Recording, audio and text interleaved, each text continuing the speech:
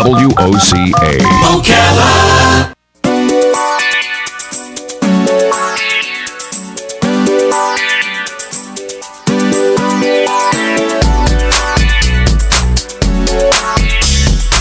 All right, 25 minutes before 11 o'clock. Gosh, the morning is just flying by.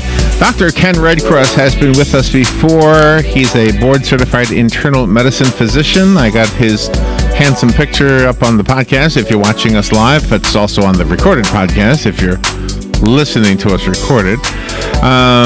Let's see here. He's a contributor to TV shows The Doctors, Nancy Grace, The Insider, E! Entertainment TV, and he's the founder of Redcross Concierge.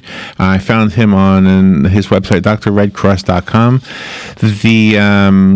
The topic today is getting the most out of sleeping, and I want to tell him about my sleeping because I have unusual sleeping. You know. Good morning, Dr. Redcross. Good to have you back on the air with us today. Good morning, guys. Thanks for having me. Happy Monday. Happy Monday. Yeah, my routine is my goal time is 8:30 to get to bed. My wake time is 3 a.m. and I live in a mobile home. And so there's an opening underneath it, you know, and so every once in a while there's an animal down there, and they are having a party or something down there. I don't know what it is. So they'll wake me up at like 1 o'clock in the morning. Now I got 2 hours left, and those are precious hours, you know. Oh my gosh, I know they are. But you know the funny thing, Larry, as you outline your sleep, you're getting the recommended amount. The CDC says we're supposed to be getting 7.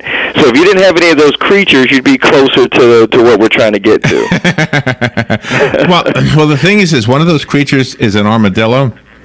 And wow. At first I thought I had a ghost, but he was friendly, so I named him Casper. And then when I realized it was an armadillo, I still called him Casper, and now my neighbors think he's my pet because he has a name. So oh my God! So I'll come home sometimes, and the neighbors will say, you know, Casper was chewing in my garden. I'll say, you know, he's not really my pet. You need to snap some pictures for us, Larry. You have to have pictures of your pet now. Oh my gosh. One of the things you're talking about in the notes that was provided to me was sleep debt, when we don't get enough sleep and we think we can make up for it later on in the week. Is it true? Well, gosh, let me tell you, it's quite difficult. You know, one of the things I always love to talk about with sleep is that we all take it for granted until we recognize that sleep is actually one of our most primitive survival functions for optimal health. I love to say that sleep heals.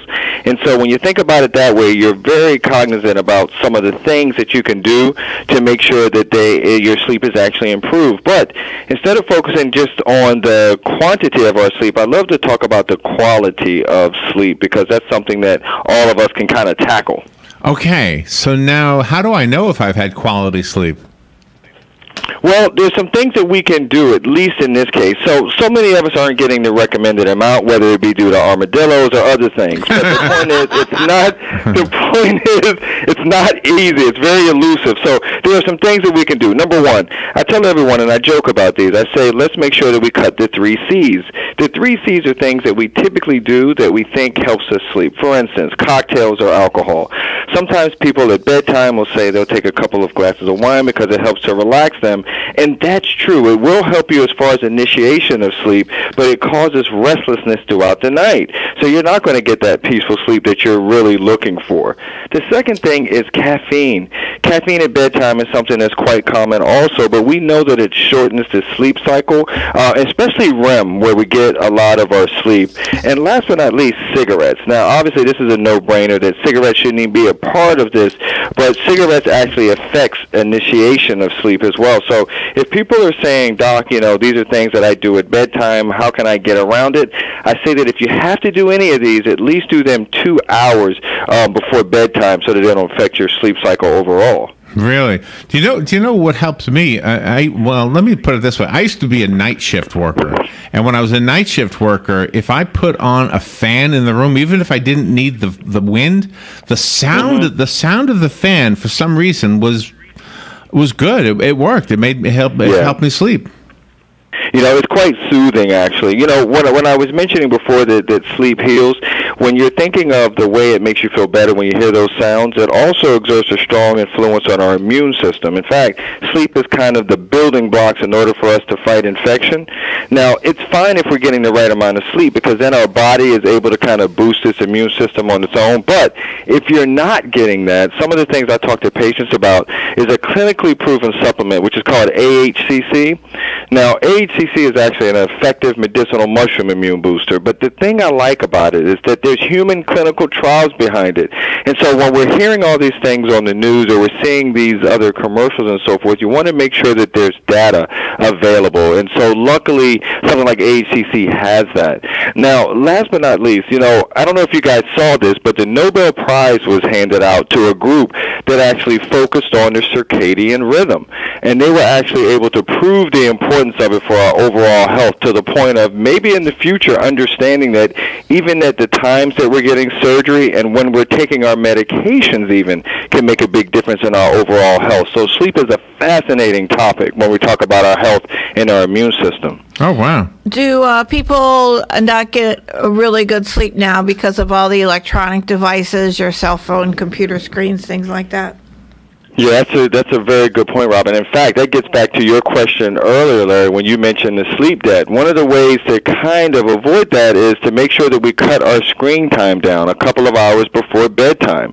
There's an area in our brain that is very sensitive to light, and so we realize that can end up causing us to have a lot of sleep disruption. So as hard as it is, because we all tend to slow down at the end of the day and maybe jump on our iPads and so forth, let's try to avoid that at least 1 to 2 hours before bedtime. You know what I avoid? I avoid food. So it doesn't start with a C, but, calories. Maybe calories should be on your list. Yeah, I like that. I can add that. I like that, Harry. I know. Is that proven, though? That's my thing, though. If I eat before I go to bed, like an hour or whatever, then I'm always regretting it. Well, it depends on what you're eating at bedtime. For instance, some things can increase reflux or acid production. So to your point, it depends. But now that you mentioned foods, there are some foods that can actually help us get some rest, such as almonds. Now, I'd love to bring in nuts for a whole myriad of reasons. But in this case, almonds are helpful because of the magnesium, which is relaxing to our muscles, which, of course, we want when we want to get some rest. The second nut that I'd love to talk about is actually walnuts. Now, walnuts are great because they have tryptophan, and I think you guys know tryptophan is that sleep-inducing hormone that we get when we eat Thanksgiving dinner, because turkey is loaded with tryptophan. Right. So this is a nice way to kind of, towards bedtime, look towards almonds and walnuts. There's also a benefit we're realizing for omega-3s. There was a study that showed that the omega-3 levels were low. When they were low, then so was the melatonin level. And so there's even a website at nutrientpower.com where you can get what's called an omega-3 index kit. So it's a nice little kit where you do a little finger stick, you send it in, and you end up getting an index of where you actually lie on that scale as far as your omega-3 levels, which are obviously not only important for sleep, we're learning, but also for our hearts and our brain health as well. Well, you also talk about comfortable accommodations when you sleep. Sometimes I'll fall asleep in front of the TV set, and then you wake up and you just feel miserable. Yeah, I know, because, we're learning about the importance of bedding. Do you guys know how many years of our lives do you think we spend sleeping? How many years of our lives? Oh, my gosh. 20? Yes, I know. 20. Oh, very good. Wow. She gets the prize today. It's 24. Oh, my. So we spend 24 years of our lives sleeping. So if that's the case, then we need to make sure that we have a good mattress, a good sheet, and good pillows as well.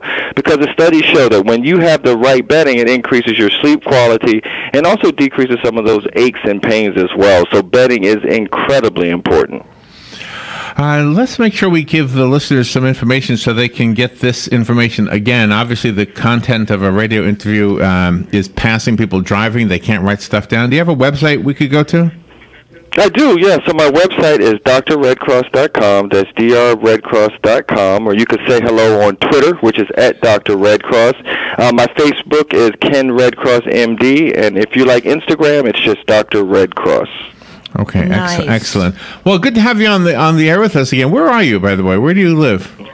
I'm in New York City. Oh, Robin and I are going to be there during Thanksgiving. We're going to see her son and his wife. Yeah. And we're going to see the Rockettes. Oh, nice. We're going to see the Rockettes. There's nothing like Christmas in New York. And we're going to see the big balloons too. So that. Oh yes. That by the end of that day, I'll have plenty of sleep.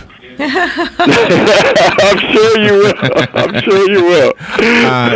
Always good to have you on the show, Doctor. Thank you for being here with us today. And everybody, let's go to his website, drredcross.com. Right? Thank you so much for having me on, guys. Have a blessed day. Thank you. Happy holidays. We'll be right back. Bye-bye. The weather is brought to you by myfwc.com. Safe boating is no accidents. On this Monday, sunshine mixing with clouds. A shower in spots at any time. There can be an afternoon thunderstorm in the area as well. High 86 to 90.